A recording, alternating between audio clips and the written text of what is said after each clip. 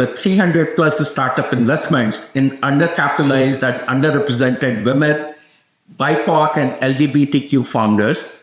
Today, we have Bridgette L. Smith, a force in the world of venture capital and entrepreneurship. From her roots in journalism to her groundbreaking work in empowering underrepresented founders and women, investors, Bridgette's journey is one of resilience and reinvention. Welcome to the show, Bridgette.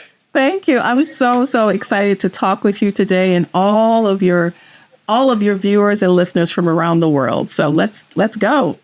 Yeah. So, you are a lifelong learner, it looks like. You started with University of Wisconsin. From there, you went to Kellogg, Berkeley, from Berkeley to Yale, and now Harvard Business School.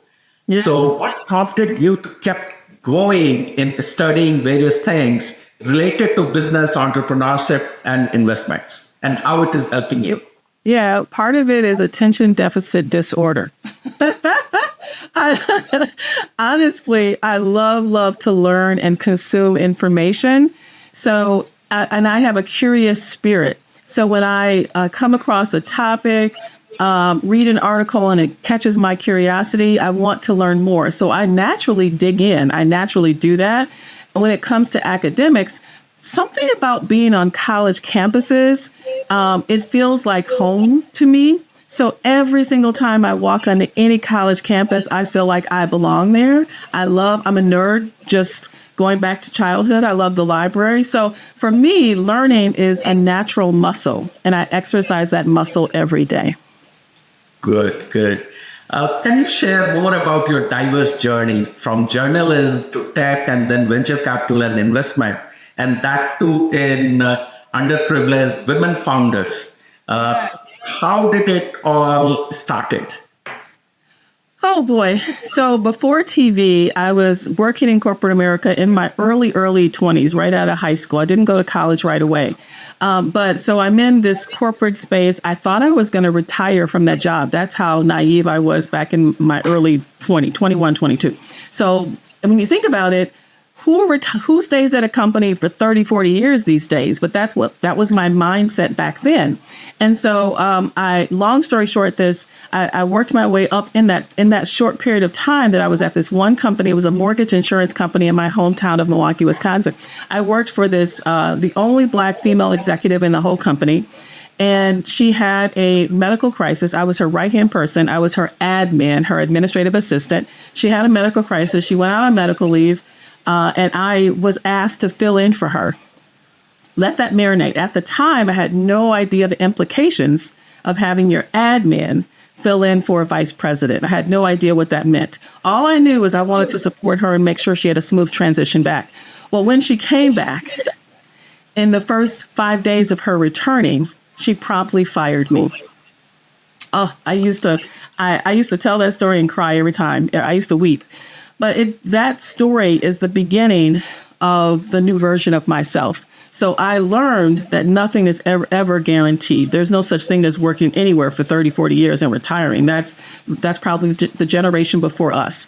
So anyway, that started me on my entrepreneurship journey, as well as I was already plugged into TV at that time. So I leaned in even more, and that became my new normal. So I went from a job that I thought that was going to be my last job in life in my early 20s to working full time in television, leaning in full time to my academics, leaning in even more into entrepreneurship because doors were opening for me at that time.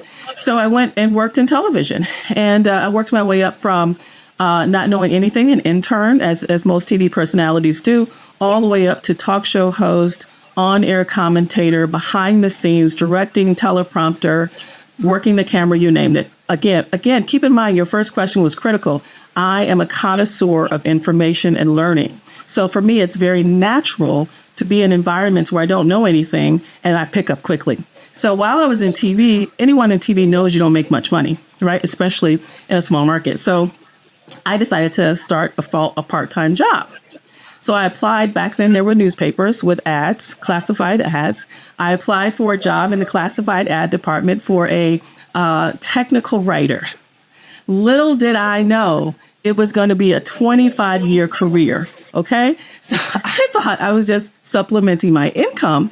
And from technical writer to business analyst, project manager, program director, PMO, global PMO director, and beyond, I landed in the C-suite in tech 25 years later.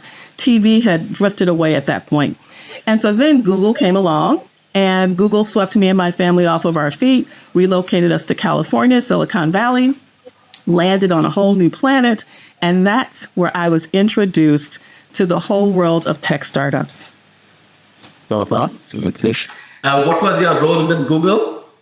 So I was a senior director in the core experience area. And so it's hard to explain. Everything at Google is technical. So my role was to manage program managers and engineers and designers and all kinds of very geeky people who were in charge of your core experience on your mobile device, all the devices that we live on, our wrist watches, all these things. And so we were in charge of the color. The color blue is a big thing. The font, the typography, the iconography, all of these things that we as consumers on outside of Google take for granted when we open up our screens and we see the privacy policy updates, we see push notifications, we see changes to how our screens look on our phone. Well, my team was the team that managed that across all of Google for 80 plus organizations. So that's what I led. Wow, that is a big responsibility. And now I see that, how you have played a role in what we are using as simply calling it as an app, but how much of technology and engineering goes behind it, and a slew of team and managers and things like that. Wow. Yeah, it was very, very technical. And I didn't enjoy it as much as I hoped to. I didn't enjoy it as much as I wanted to. It was so technical and very different from all the other tech positions I had had up to that point, that my experience there was like, I don't know if this is the right, niche for me, but what I found while I was doing that work is people were attracted to me. So people who were women, people of color, asking me for career advice. How can I help them with their promotion, with their performance reviews, talking to their manager, having difficult conversations? I found more enjoyment in helping the people around me to elevate their careers. So that's when I started to look at things a little different and said, wait a minute, maybe I walked into a very highly technical role that's extremely niche. It may not be the perfect fit, but I'm enjoying this other thing. And that other thing kind of opened up the doorway for me to think about how can I add more impact? And it may not be in this space, but how can I add more impact overall? Wow, great. So now let me switch gears and start talking about your the mission of your enterprises, and literally enterprises. You call it purpose-led ventures, Serenity and Sunshine Holdings, and then founder Pitch Week. Tell me a little about each of them. Oh my. So all of these companies started organically. I did not set out to become a 4-time entrepreneur. I really didn't. All I set out to do was to be impactful and to help solve problems for people who kept approaching me. And that was really my goal. It was never to create these mega companies. And so keep in mind, while I'm at Google, let's pick up the story there. So while I'm at Google, I'm in rooms and spaces where there's often white men, whether young, middle-aged, or older, always talking almost above my head about investing.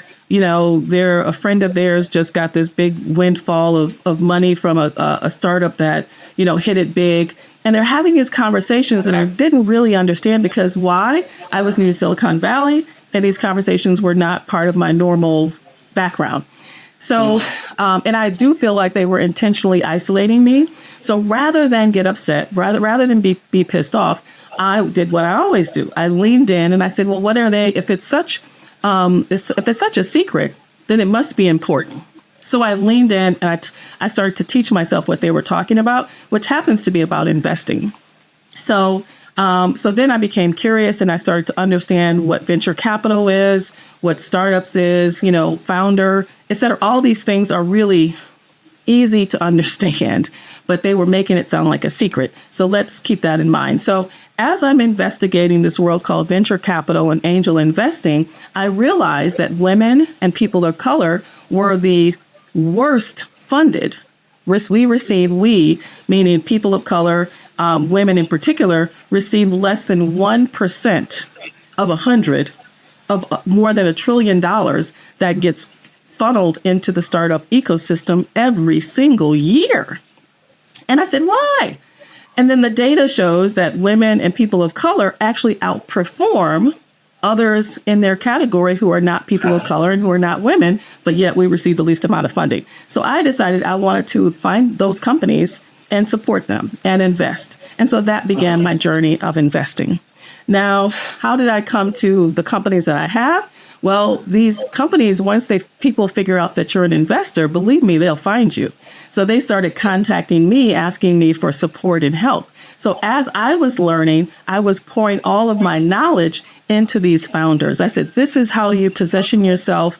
Let me walk you through your deck. This is what a good deck looks like. Let me help you with your pitch. And then one thing led to another. And here I am showcasing founders in front of hundreds of investors. Here I am now teaching women how to invest with confidence.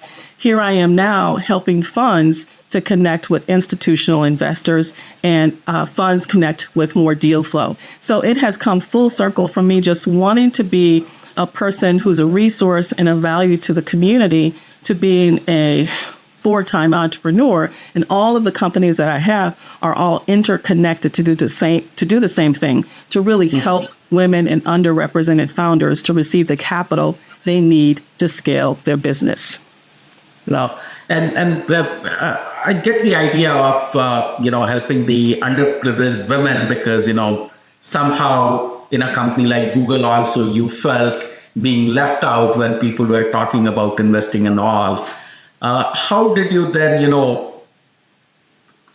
engulf the other communities, the BIPOC and the LGBTQ? What was the thought behind them? How did you find them? Because I really feel that they exist, but in the startup world, I have been investing for the last 8 years now, and it is hard to find them, to even mentor them. And so how did you go about it? You're obviously Silicon Valley. I'm here in Los Angeles. Los Angeles is a different marketplace altogether. Silicon Valley things are different, but how did you find them? How did you tell them that come to me, I'll help you in getting fundraising, as you said, getting your pitch deck ready and making the right introduction? How did it all happen?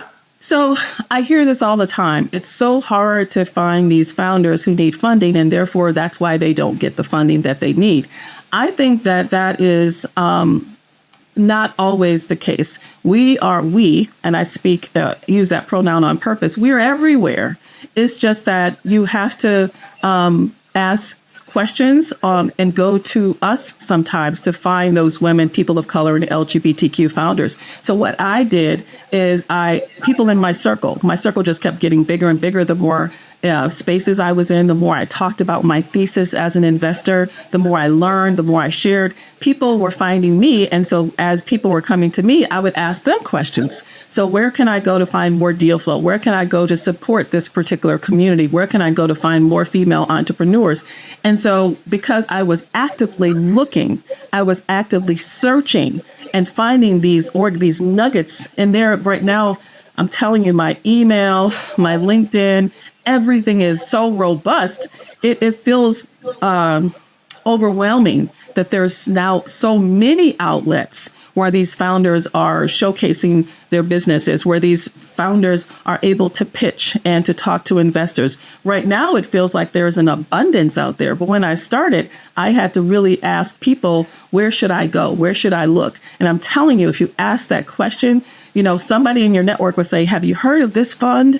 Have you heard of this organization? Have you heard of this? Have you heard of that? And then you have to take the time to go to those URLs, click on it. I register for a whole bunch of newsletters. I can't tell you how many newsletters I get in a day. So I register for their newsletters. I go to their quarterly calls. When they have a demo day, I show up. I volunteer to to judge pitch competitions. That is how I'm able to find so many companies that fit my thesis, because they already exist, but I had to put myself in the spaces where they naturally gravitate to, and now they naturally gravitate to me. Wow. Yeah, so I would like to partner with you, Bridgette. I know a lot of South Indian investors in our group. There is an organization called TIE, TIE, the Indus Entrepreneurs. And we have 62 chapters in 14 countries with about 3,000 accredited investors in the group. So I'd like to bring your women founders to our group. In fact, the LA chapter have a women founder fund. So, I'll send you an email or, via LinkedIn to partner on you on that. And, I would like to bring some of your women founder on my show, because I do founder spotlight also. What I feel that, to let the world know they exist, yet they are in their journey, and this is what they are building. So, I would like to certainly partner with you on that in getting some founders in front of the investors, Yeah, you just made my heart so happy. That is why I do the work that I do, is to elevate them. These founders are brilliant. They are solving problems in the world and creating products and solutions that can change the world. And they're in every single slice of your life. And if they don't get the funding that they need and the advice and the strategic direction that they need, these products and services will never see the light of day. And so I enthusiastically would love to collaborate with you. I will. Your emails will be flooded, believe me, with a plethora of female founders that I would love to put in front of you in your 62 chapters, I think you said, right? So yeah, let's do it. Yeah, we will. And, we are a little organized. We use a deal flow platform where the founders can go and, apply. And then, it will automatically get distributed to all the investors in our group, because the various investors have their own hypothesis. Some are just investing in women tech, ed tech, med tech, SaaS companies, services companies also. So, maybe I see some synergies over there too, to help you organize your deal flow so that, it can be distributed in a nicer way to the investor community. Again, switching gears, you went to United Nations. You are the associate producer of a show called Show Her Big Money. Yes. Tell me all about it. Oh my goodness. So, in my past life, I wanted to work at the United Nations. And this, again, I'm going way back to my 20s in undergrad. I studied international relations. I wanted to be an international lawyer. I wanted to do whatever I could to stop genocide around the world. And I had researched working at the United Nations. That path didn't come to fruition. So fast forward to 2023, my path took all these other twists and turns, which are super exciting. And I get this opportunity. The executive producer of the film, Show Her the Money, said, Bridgette, what are you doing on so-and-so date? And that's how she talks. She doesn't give you any details. And I looked at my calendar. I said, I'm available. And she says, well, how would you like to join me at the United Nations? We're going to showcase the film. My heart stopped. I said, what? You want me to go to the United Nations with you? It's like going to the White House in my world. It was fantastic. So not only did we showcase a teaser of the film in front of these women entrepreneurs from all over the world, but we had an opportunity to talk about the importance of investing in women and the future of the world, really, because the products and services that as we talked about, can literally change the world. So I met the executive producer because I do so many master classes and workshops on investing. You asked me earlier, how do I find all these founders? Well, I do workshops and master classes, and I'm on panels and stages all the time, multiple times in 1 week. And so I met the executive producer after I was doing a workshop. She DM'd me immediately right after I hung up from the call. And she says, I have to talk to you. And so we get on the call, and she says to me, I've got this film, and she just went on and on and on. And I thought she wanted me in the film. And I said, well, wait a minute. I said, when do we shoot? And she said, no, the film's already done. And I said, oh, well, what do you need from me? And she says, well, I would like you to become an investor. So I put my investor hat on. I said, well, let's talk about how I'm going to get my money back, because that's how I think. It's a great cause. It's a great film. Yeah. It showcases these wonderful founders. But as an investor, that's where my investor antennas went up. And so great opportunity. So we are now on a 50-city tour, and I can't go everywhere. I can't do, I told you I have 4 companies. So I can't be all the places that the film is showcased. But the film is literally, if you look at a map of the world, we have touched almost every single continent, showing this film and talking about the importance of investing in women-led companies. Wow, great. Since we are talking about films and this what you just did, let me brainstorm with you an idea. Mm-hmm. Do you think it has any merit if we think of a TV show like QVC, where startup founders come and present, and you or someone like you talks about the details of that startup founders and the investors. So it is not crowdfunding. It is not, what other people are doing as crowdfunding platform. It is a real show with real investors, not again like Shark Tank, and open the opportunity to other women investors, and not just limited to the women investors. Where people can write a smaller check, maybe $1,000, and get not only cap table, but we'll have to find a vehicle through, be it SPV or something like that, to invest in those startups. Do you think it has any legs? You know what? I'm going to say this conversation is fortuitous, because I am having these thoughts and conversations in my head already.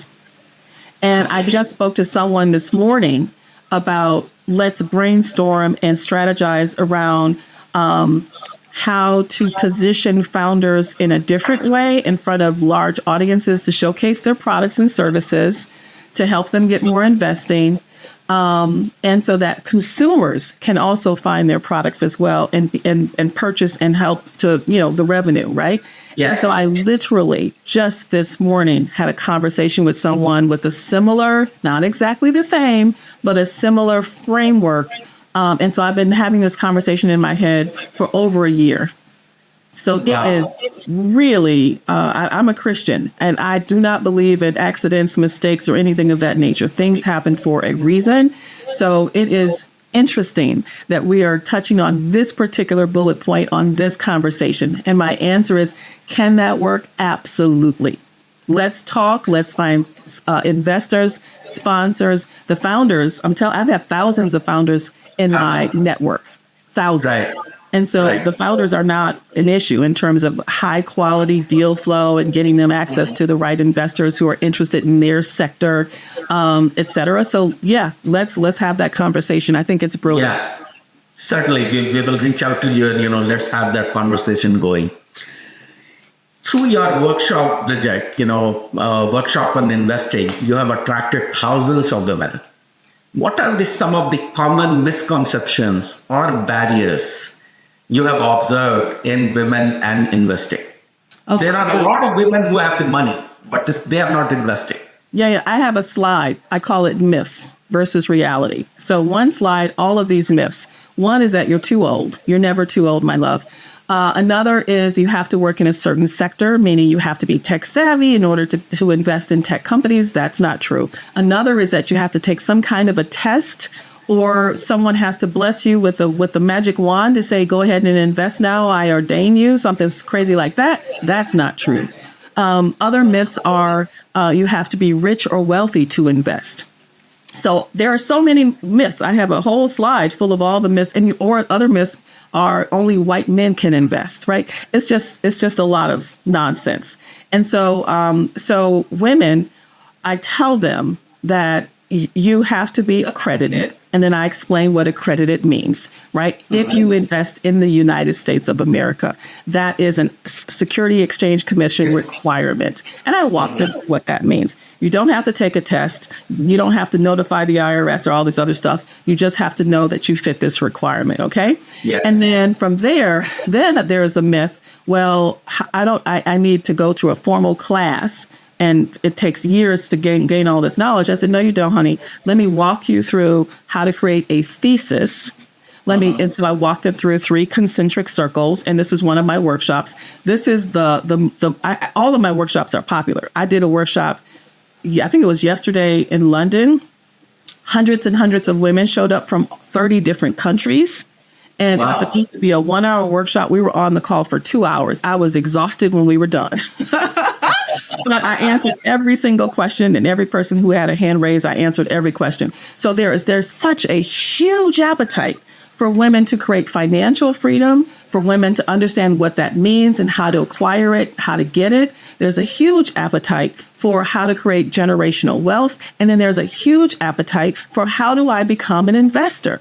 And so these conversations are every day in my world. And that's why I've helped to empower over 4,000 women since 2021 when I started.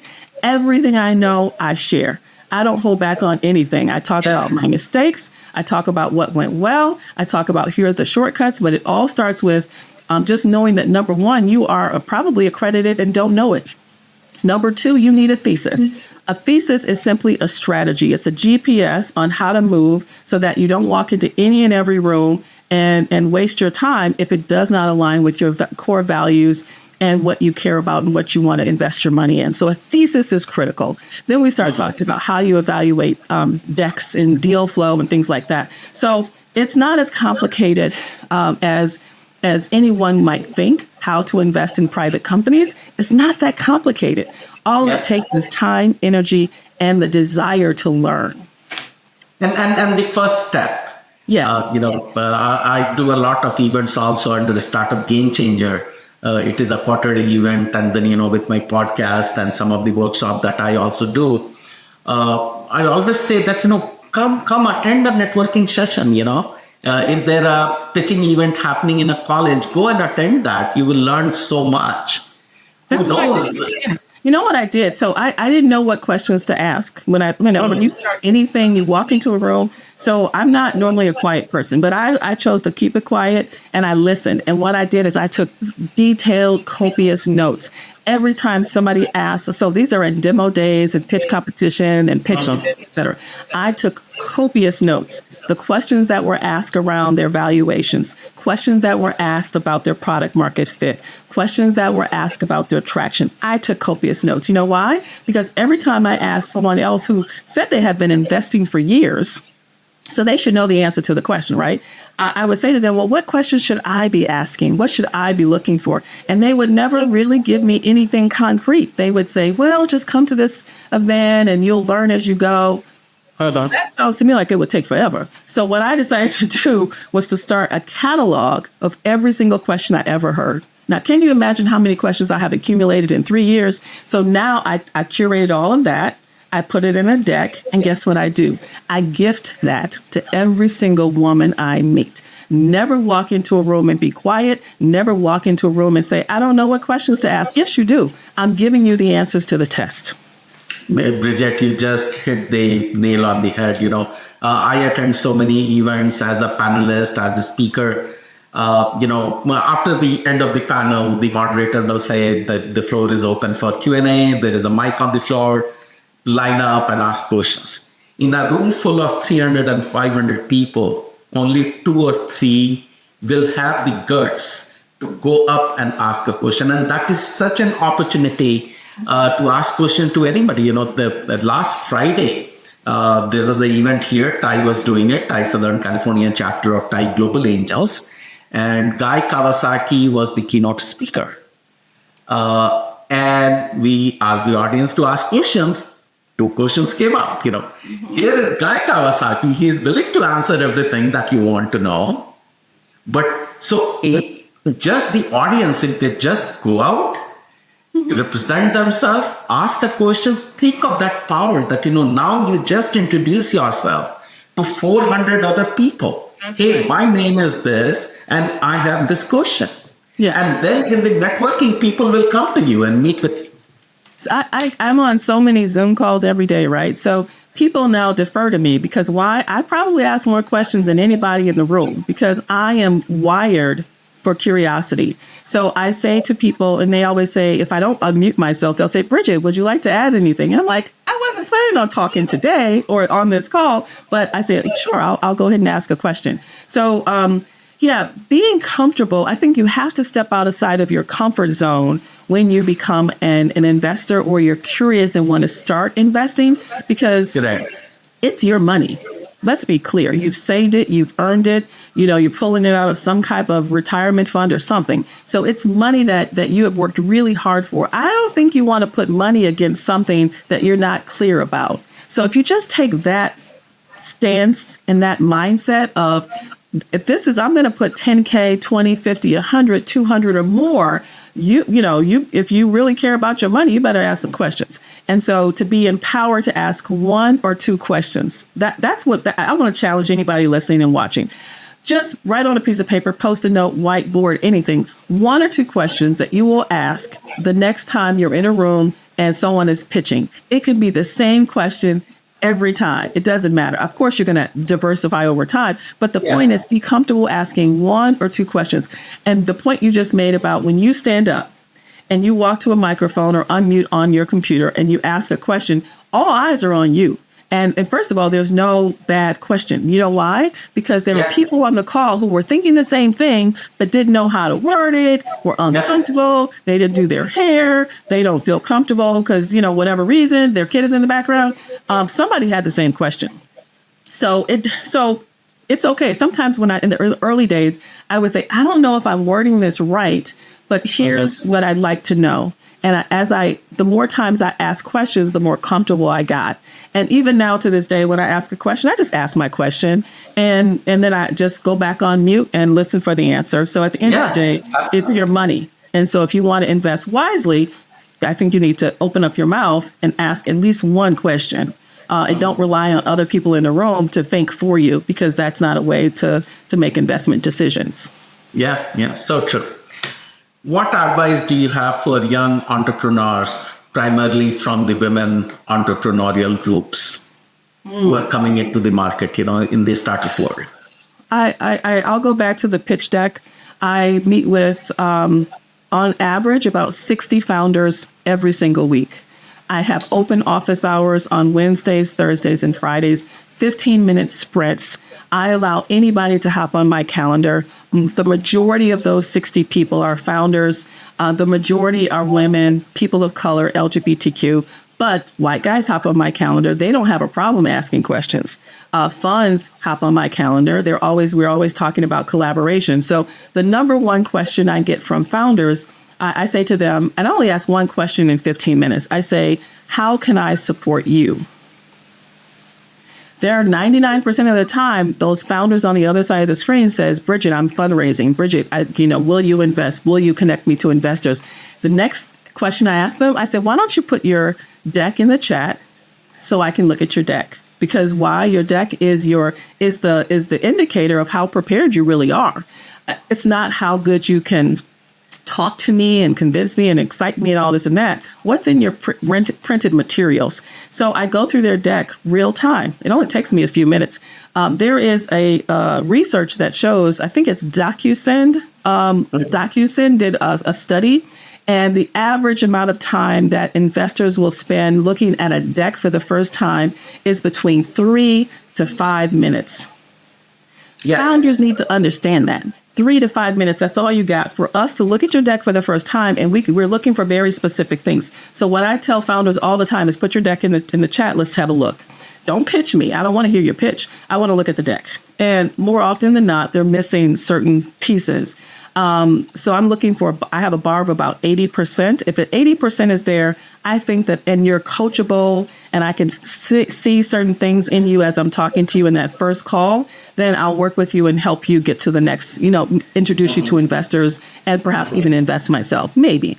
But if it's lower than 80%, then you're not coachable. Those are the people that I say, I'm not a good fit. I just tell them up front.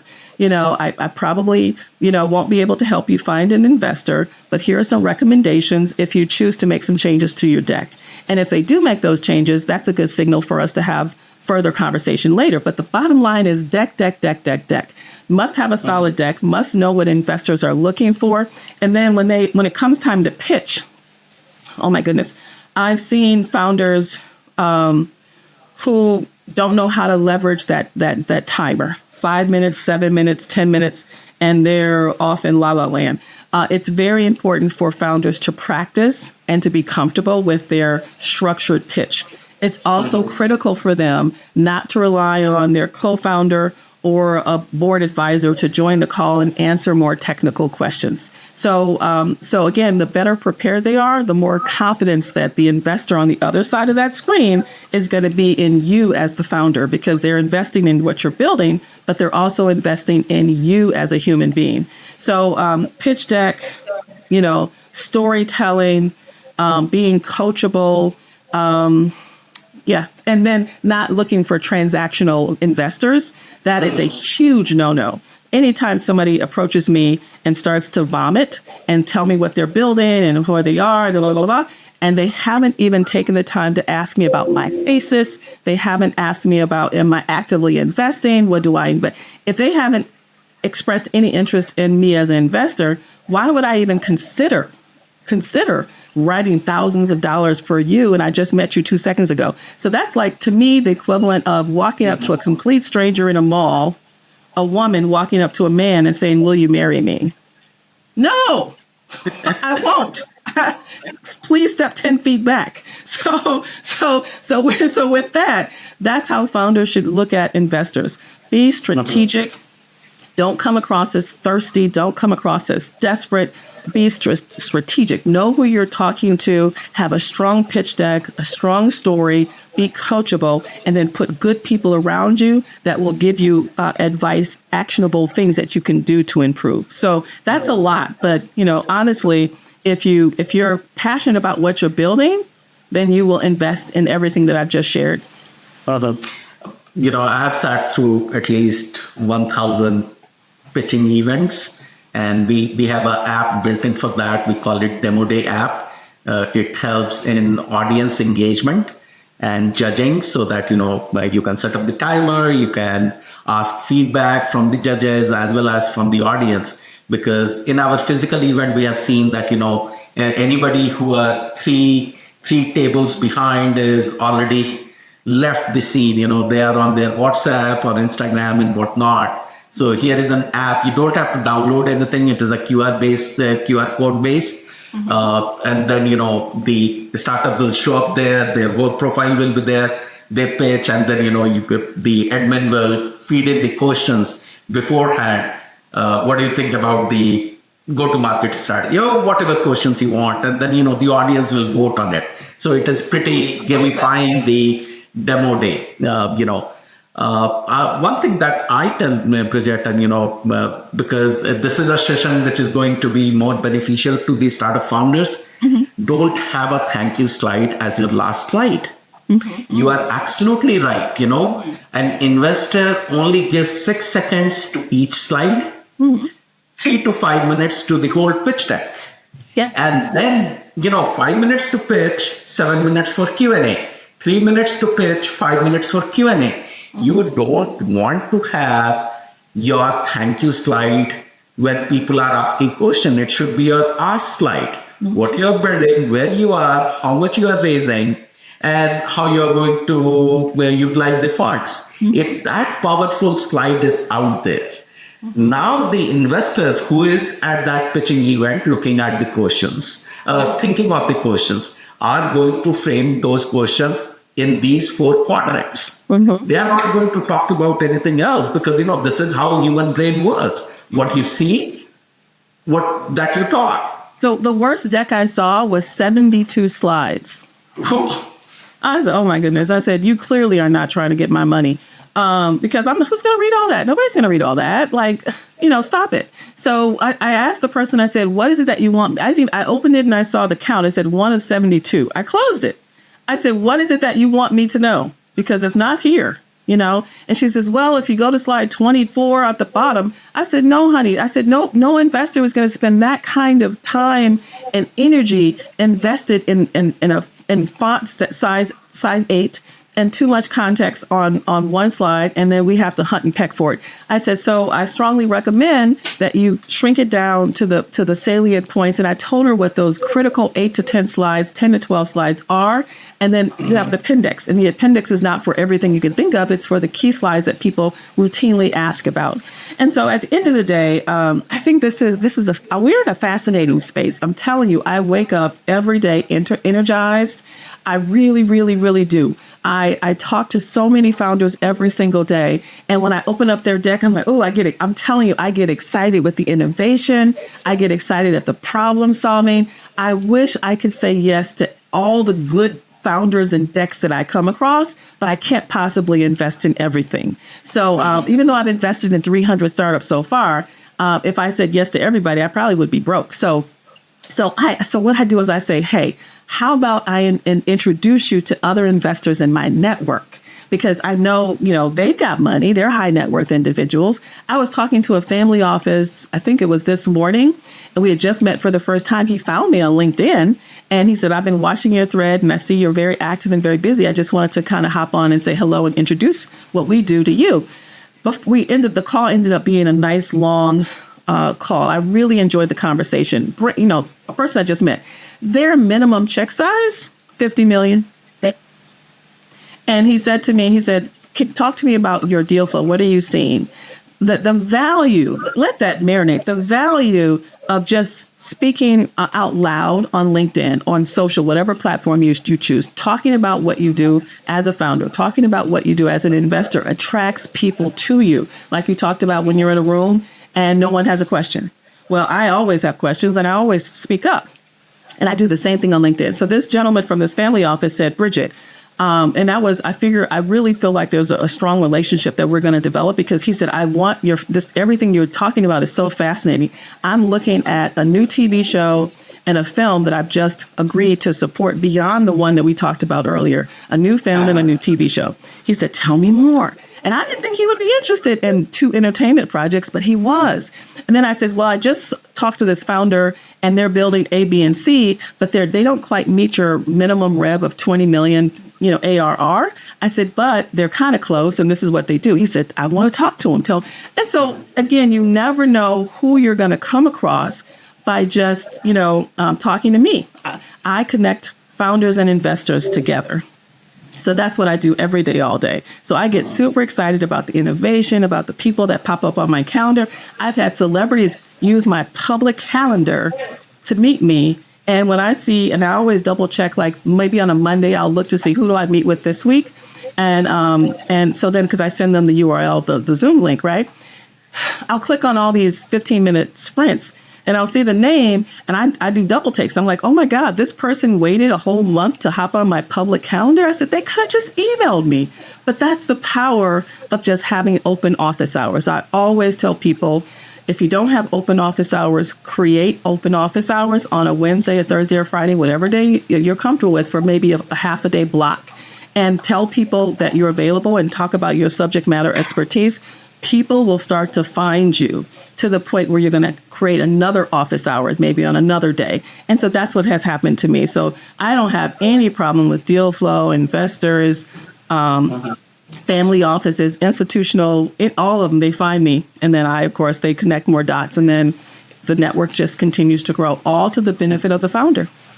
Yeah. Bridgette, we need you in LA. When are you coming to Los Angeles? We need to do an event together. I get offers daily. I'm telling you. So there's so many different things going on in LA. I'm not making this up. I was invited to come to an event June. On Monday. She asked me yesterday, could I come on Monday? I said, I'm about 6 weeks out in my schedule, so I can't just show up on a Monday. But I appreciated the invite, and it was all high net worth individuals, a private event, invitation only. And they wanted me there. And I said, I just can't do that. But I said, maybe early June. So now I'm looking at early June. Yeah, so I will again be in touch with you and, try to figure something out. We can do some masterclass together. I have my own audience. You have your audience. And there is so much to share. I would like to promote everything that you do. I'll ask my team to start digging it up and, sending it out in the network, because they need help and the help is available. We just need to let them where to look, tell them where to look, Yes, yes, 300 plus companies, lesson learned. yes. Well, my lesson learned.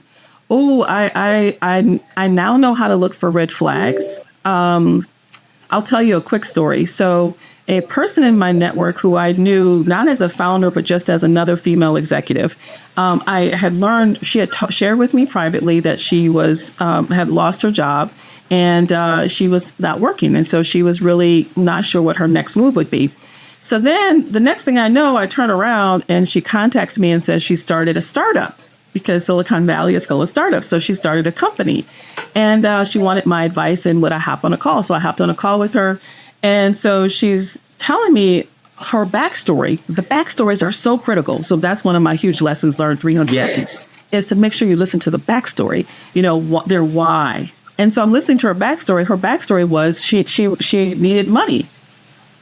So keep in mind, she didn't say she was starting this company because she was solving a problem and here's the problem statement and the solution and here's how it's going to work. And she's thinking about scaling this and that, thinking of exit. No, she was trying to create an income for herself by creating this company. I know this is not these are true stories. And these true stories are why some investors flee when founders approach them left and right, because you have to understand who you're talking to and their backstory. So on that particular call, she said, I'm listening to her talk. I knew right away I was not going to invest, but I'm listening to her talk and I'm just giving her sound advice. And she was raising $75,000 on that particular call. That's an important number, $75,000. So some time had passed and I gave her some advice. And so and this is all true, about 30 days later, she contacts me again. She said, oh, I've made the changes that you talked about on the deck, and I would love for you to look at my changes. I said, okay, but I told myself this is the last time I'm going to talk to her, because I knew that her intentions were not the intentions that I would like to support. But I gave her the grace to get on my calendar. So she gets on my calendar. We get to the last slide of what she's raising her ask. In 30 days, do you know she went from 75,000 and she added a zero. True then. 750,000 was her new ask. I'm telling you, as an investor, you have to do so much care and due diligence to vet the founders, their backstory, the information in their deck to make sure it actually does make sense and what they're building does make sense. And, they've got the infrastructure and the team behind them to support what they're building. So I would just say I have learned to listen to the backstory. The deck is critical, but the backstory is also as equally as critical. I've also learned I'm not a big fan of me personally investing in SPVs because of the 220. I would rather invest directly. And when I was starting to invest, I invested in several SPVs. And then when I did the investor math, I realized, maybe that wasn't such a great idea. If I had invested the same money directly, I wouldn't be my money wouldn't be as diluted. And so now I don't mind spinning up SPVs for funds and startups and things like that, because all kinds of women and people who are testing the waters and investing want to be a part of a cap table, but maybe their dollar amount is too little for the direct investment. I don't mind spinning up SPVs, but as a seasoned investor, I try now not to go into an SPV. I'd rather invest directly. So those are a couple of lessons I've learned. And I just recently, for the very first time, I invested on WeFunder. I had never done crowdfunding before, and I'm glad that I did, because I invested in a water company that I'm very excited about. And I think I might actually, try it a second time. I only did that because I know the founder. So I knew it's hard to vet a person, the backstory on a crowdfunding site. Okay. So, but I knew the founder, and her product is really a game changer in that space. So I invested. But so as investors, we have to really, I always warn investors, this is my last comment that I think is really, really important. In the investor community, FOMO is so real. And oftentimes people will send me an email or be on a call and say, we close on this date if you're going to miss out and da-da-da-da. And so did it. And it's been the lead investor is A, B, and C.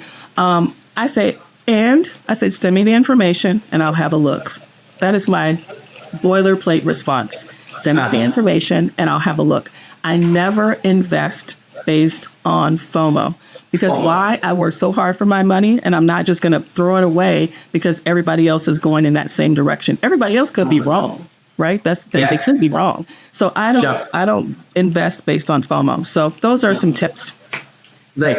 Bridgette, since you are helping upcoming women investors, I think, because once they are entering the market or, once they are looking into startups to invest in, they may be shy. And as you said, that, if you're not writing a certain amount, you can't go direct on the cap table. So, SPV could be a good opportunity for them to participate.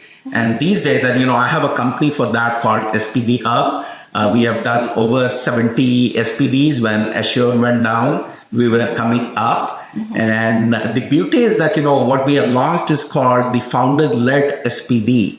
So there is no carry, there is no management fee. Like a fund, the founder pays for the SPV and your investor can participate in it with as little as $5,000 checks. And suddenly if you have 50 or 20, 30, whatever that number is, the SPV will go as a single line item on the cap table of the founder.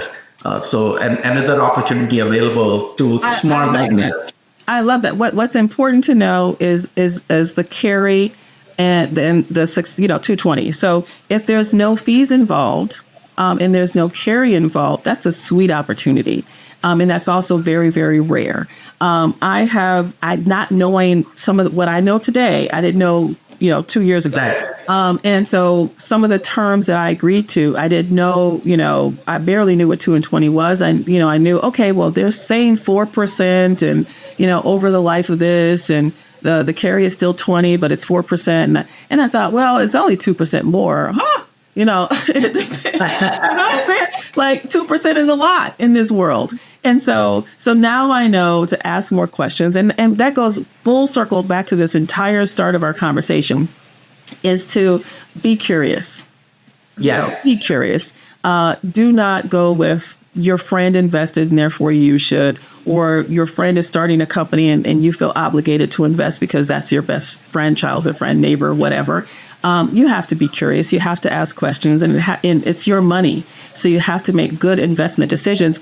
And the stats are actually, we all know this is a high risk asset class. So I always warn people in the beginning. And then other thing that I hear very seasoned investors talk about. And again, when I was early in the process, I thought I didn't know how much, I didn't have a formula in my head of how much I should invest out of my portfolio into this asset class. And so I would listen to seasoned investors talk about how much of their portfolio is private companies versus other types of assets. And so I always tell new investors, only invest what you could potentially lose. And make sure that you can still, your livelihood is not, your lifestyle is not impacted by you investing in private companies. So I do warn them, and I do so many disclaimers every presentation I do. But yeah, so I basically I'm reinforcing constantly, don't follow the formula of the person next to you. Your situation, their situation could be completely different.